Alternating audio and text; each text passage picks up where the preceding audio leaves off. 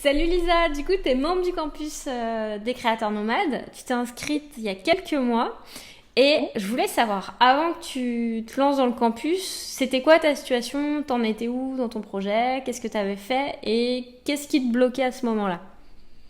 Alors, quand je suis arrivée au campus, en fait, je m'étais lancée à mon compte peut-être 3, 4 mois avant. J'avais mis un petit peu la charrue avant les bœufs. Je sortais tout juste de l'école en fait, et j'ai eu une opportunité de développer des projets avec un centre social, et il fallait absolument un numéro de siret. Donc à partir de là, je me suis dit, ok, ben on va se déclarer, on y va, et on apprend sur le tas. C'est ce que j'ai commencé à faire.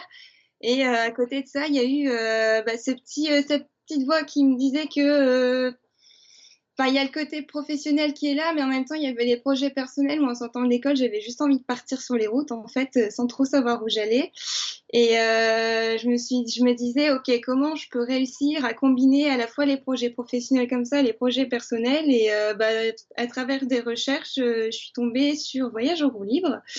Et j'ai appris qu'il y avait une formation, donc je me suis dit, on va la tenter. Il y a une graphiste qui rénove un bus pour partir après sur les routes aussi. Alors, je sais pas, ça me correspondait bien, je pense. Du coup, je me suis dit, on y va, quoi. Et ça a été une très, très bonne découverte, quoi. Est-ce Très, que tu très as bonne. hésité avant de rejoindre le campus ou ça a été... Non, Non, non, non. tu t'es dit let's go? Bon, pas, franchement, j'y ai réfléchi.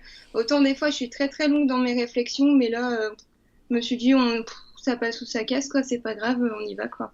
Et On y va. qu'est-ce que ça t'a apporté la formation du coup? De s'écouter, d'y aller à son rythme, de se poser les bonnes questions. C'est pas tout de vouloir devenir graphiste, mais après, faut quand même avoir. Enfin, quand t'es auto-entrepreneur, ton entreprise c'est ta personne, c'est ce qu'il y a dans ta tête, et il faut réussir à être en harmonie avec tes valeurs personnelles en fait. Et ça, à l'école on t'apprend pas forcément, quoi.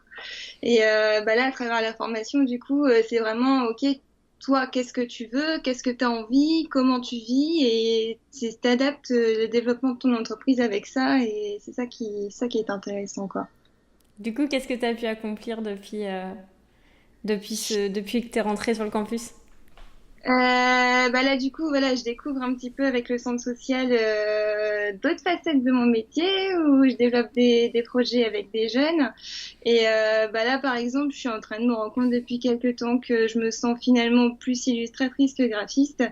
Je me rends compte aussi, pareil, depuis récemment, que dans tout ce qui est graphique et tout, j'ai toujours besoin d'un côté marin dans mes images. J'ai grandi en bord de mer, donc en fait, je me rends compte que ça fait partie de mon être de fond en comble, et il faut que ça rentre dans mon travail. Et c'est pareil, du coup, ça permet de personnaliser un petit peu mon travail, de m'approprier les projets. Et au final, vu que je m'éclate dans les projets, les clients sont contents parce qu'il y a du résultat derrière et il y a de la motivation. Et voilà quoi. Enfin, après, c'est tout un effet boule de neige, quoi. C'est bien, quoi. Quand on s'est rencontrés, quand tu as commencé le campus, tu disais que justement tu sortais de l'école et qu'à l'école on n'apprenait pas finalement à travailler pour des clients, à savoir développer son activité. Est-ce que là Ouais, tu commences à avoir un petit peu à ouais. débroussailler tout ça? Tout doucement. Mais ouais, j'ai eu un premier client là, officiel, on va dire, en début d'année où il avait découvert ma carte dans un restaurant. Donc c'était vraiment, voilà, d'habitude c'est par le bouche à oreille, le centre social c'était par le bouche à oreille, tout ça. Que lui c'était vraiment comme ça, quoi. C'est quelqu'un au-dessus de Paris. Il m'a envoyé un mail et je me dis, ok, là, c'est vraiment professionnel. Faut que j'assure en tant qu'adulte, pas petite minette qui sort de l'école.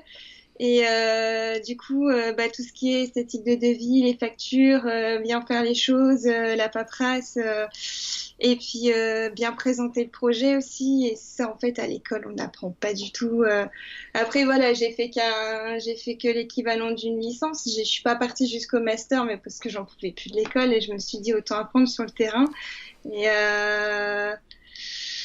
des fois, ouais, je me dis, c'est peut-être une lacune de pas avoir fait de stage, mais en même temps, je sais pas.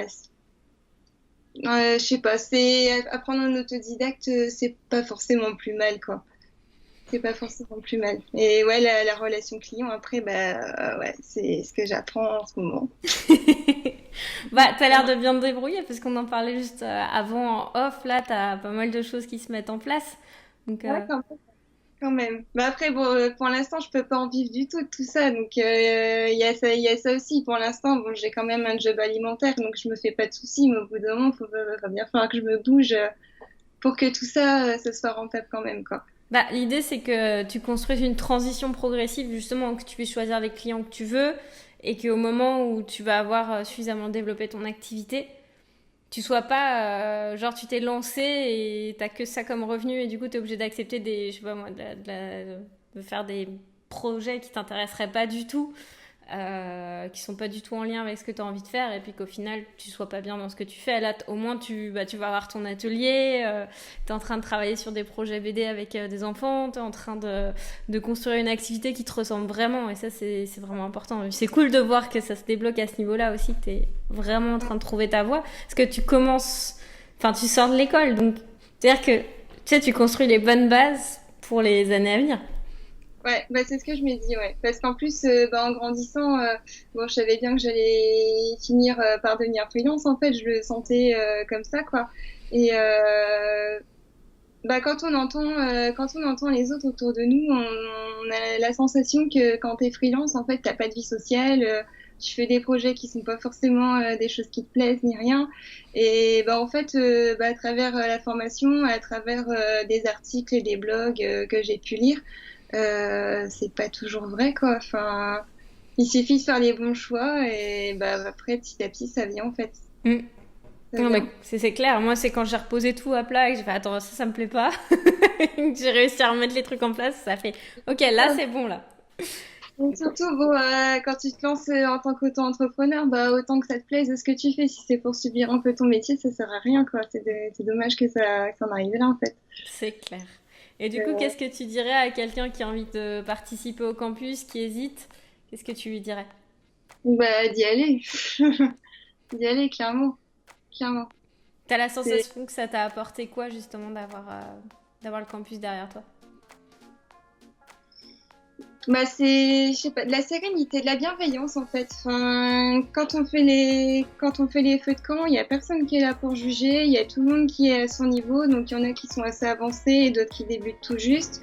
Il y a tous les âges, voilà, il y a tout type de personnes et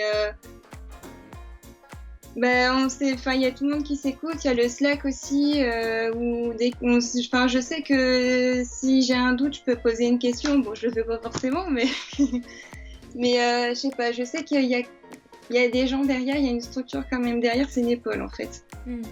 Épaule, C'est une grosse épaule. c'est ça. C'est cool. Mais c'est vraiment cool, Lisa, parce que bah, on aime aussi beaucoup ton travail et on trouve ça chouette d'avoir justement toutes sortes de profils, des illustrateurs, des photographes, des graphistes. Il y a toute une communauté et c'est cool aussi de vous voir interagir entre vous sur le Slack et de voir que ça prend en fait. Donc, si tu regardes cette vidéo puis que tu hésites à rejoindre le campus, vas-y, Lisa t'encourage et puis tu pourras partager peut-être tes projets avec Lisa, vous pourrez échanger et on pourra sûrement t'aider aussi en t'accompagnant, en répondant à tes questions et voilà, on sera là.